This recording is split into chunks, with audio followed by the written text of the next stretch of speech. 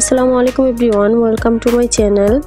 আজকে আমি আপনাদের সঙ্গে শেয়ার করব আচার স্পেশাল মশলা সহ সুন্দর একটা টক ঝাল মিষ্টি আচার রেসিপি। এই আচারটা অনেক বেশি টেস্টি হয় আর 1 বছর সংরক্ষণ করে রেখে খেতে পারবেন, কোনো রকমের ঝামেলা পড়তে হবে না। ছিলকা সহ এই আচারটা খেতে অনেক বেশি মজা আর দেখতেও কিন্তু অনেক বেশি সুন্দর। মাত্র 1-2 ঘন্টা রোদে দিয়ে কিন্তু এই আচারটা তৈরি করে ফেলতে পারবেন। কথা না বাড়িয়ে চলে যাচ্ছি পুরো রেসিপিতে। আশা করছি আমার আজকের রেসিপিটি আপনাদের কাছে অনেক ভালো লাগবে আর কাজেও আসবে। এই আচারটি তৈরি করার জন্য একটু শক্ত হয়ে গেলে আমের আটিটা তখনই ভালো হয় আচারটি বানাতে। আচারটি তৈরি করার জন্য আমি এখানে একটি আমকে মাঝখান থেকে ফালি করে নিচ্ছি। আর আচারটা যখন দেখবেন ভিতর থেকে আটিটা একটু শক্ত হয়ে গেছে তখন এই আচারটা বানালে বেশি কিন্তু ভালো হয়। এভাবে করে আমি আমগুলোকে 8 পিস করে নিয়েছি। একটি আমকে আমি এভাবে 5টির মতো আম কেটে এভাবে টুকরো করে নিয়েছি। একটা আমকে আমি এভাবে 8 টুকরো করে নিয়েছি। আর আমি আমগুলোকে কাটার আগেই কিন্তু ধুয়ে পরিষ্কার করে নিয়েছি, কাটার পর কিন্তু ধোয়া যাবে না। এখন আমি একটা সরিষা পেস্ট তৈরি করে নিচ্ছি। 2 টেবিল চামচ সরিষাকে পানিতে ভিজিয়ে তারপর এর সঙ্গে 2টা কাঁচামরিচ দিয়ে এটাকে বেটে নিয়েছি। আপনারা চাইলে কিন্তু ব্লেন্ডারও ব্লেন্ড করে নিতে পারেন। আর কাঁচামরিচটা দেওয়ার কারণে কিন্তু সরিষার যে তিতা ভাবটা থাকে সেটা থাকবে না। এবার আমি সরিষা বাটাটাকে আমের সঙ্গে দিয়ে দিচ্ছি।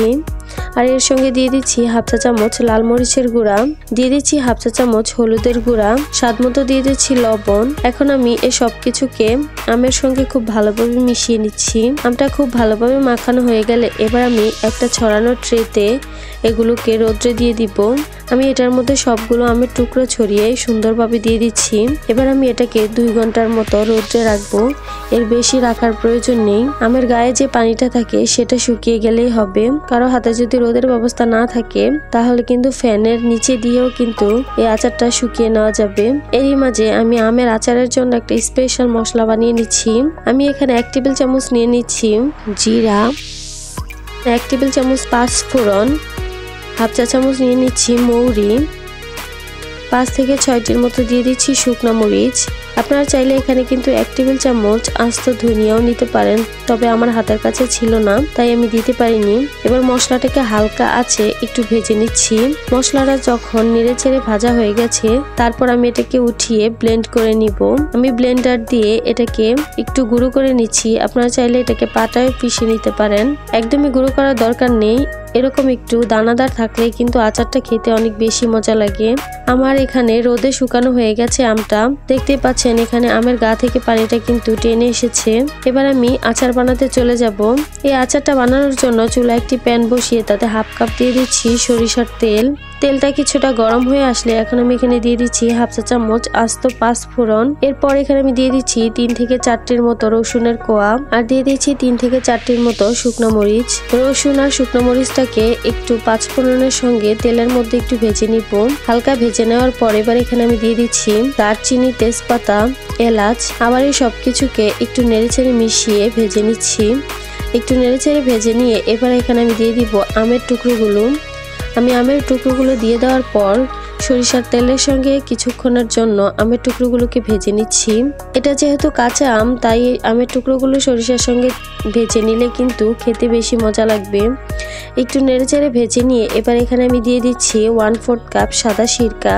আর এই সাদা সিরকাটার কারণেই কিন্তু আচারটা 1 বছর অনায়াসে রেখে খেতে পারবেন, কোনো রকমের ঝামেলায় পড়তে হবে না, আচার নষ্ট হবে না।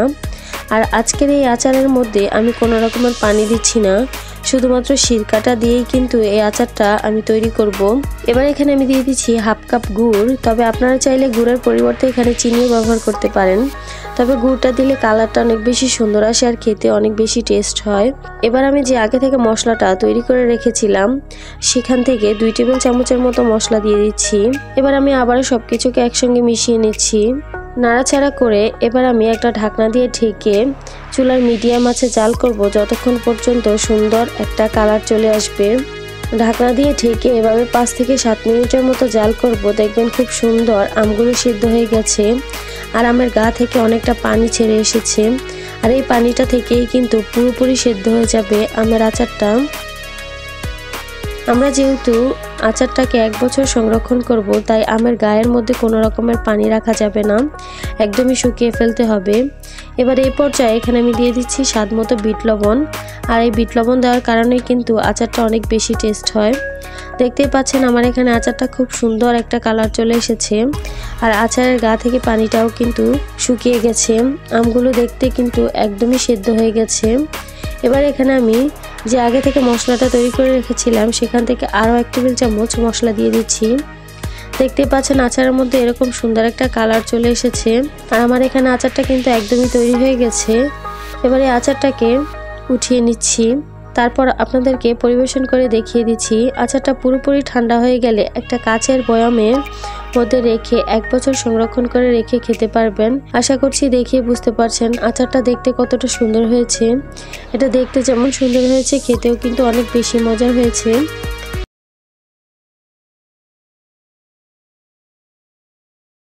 আজকে আমি আপনাদের সঙ্গে শেয়ার করব একটি নতুন রেসিপি।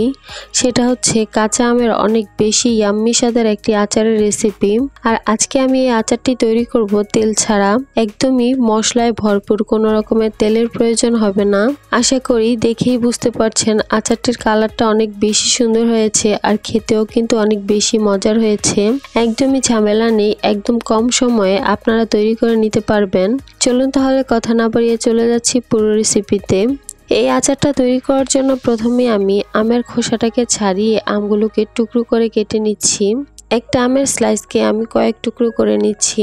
এরকম ভাবে আমি সবগুলো আমের টুকরো করে নিচ্ছি। এখন আমি যে পাত্রে আচারটা বানাবো সেই পাত্রে আমগুলোকে নিয়ে নিচ্ছি। এবার এখানে আমি দিয়ে দিচ্ছি স্বাদ মতো গুড়। তবে গুড়ের পরিবর্তে আপনারা চাইলে এখানে চিনিও ব্যবহার করতে পারেন, তবে গুড়টা দিলে কিন্তু টেস্টটা অনেক বেশি ভালো আসে আর কালারটাও খুব সুন্দর আসে। এবার এখানে আমি দিয়ে দিচ্ছি 2 টেবিল চামচ সাদা সিরকা। এখন খুব ভালো করে আমি এই সবকিছুকে নেড়েচেড়ে মিশিয়ে নিচ্ছি। কিছুক্ষণ রেখে দিলেই দেখা যাবে গুড়টা থেকে পানি ছাড়তে শুরু করেছে। এই আচারে আমি কোনো এক্সট্রা পানি দিব না, আর এই পানিতেই কিন্তু আচারটা বানিয়ে নিব।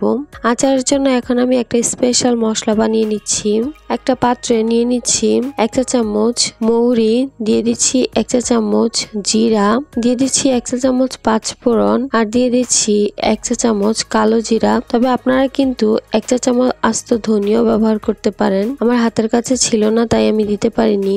এই আচারে যেহেতু বলেছি মশলা একটু বেশি দিব, তাই এই আচারে সবগুলো মশলা নিতে হবে। এখানে মশলাটাকে আমি অল্প আঁচে টেলে নিচ্ছি। টেলে নেওয়া হয়ে গেলে এবার আমি এগুলোকে ছেঁচে নিব। তবে আপনারা চাইলে কিন্তু এটাকে পাটায় পিষে গুঁড়ো করে নিতে পারেন। একদমই গুঁড়ো করে ফেলা যাবে না, জাস্ট একটু ভেঙে ফ্লেভারটা বের করে নিচ্ছি।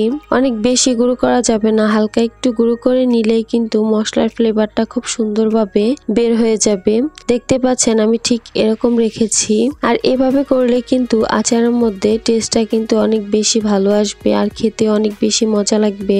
আমার এখানে যে আম আর গুড় দিয়ে মাখিয়ে রেখেছিলাম সেটা থেকে দেখুন অনেক বেশি পানি বের হয়ে গেছে, দেখতেই পাচ্ছেন। এখন আমি এটাকে চুলায় বসিয়ে দিচ্ছি। আর আমটা কিন্তু একদমই গলে যাবে না, এটা কিন্তু একদমই আস্ত থাকবে। চুলার পাত্রটা বসিয়ে চুলার মিডিয়াম আঁচে রেখে জাল করতে থাকতে হবে।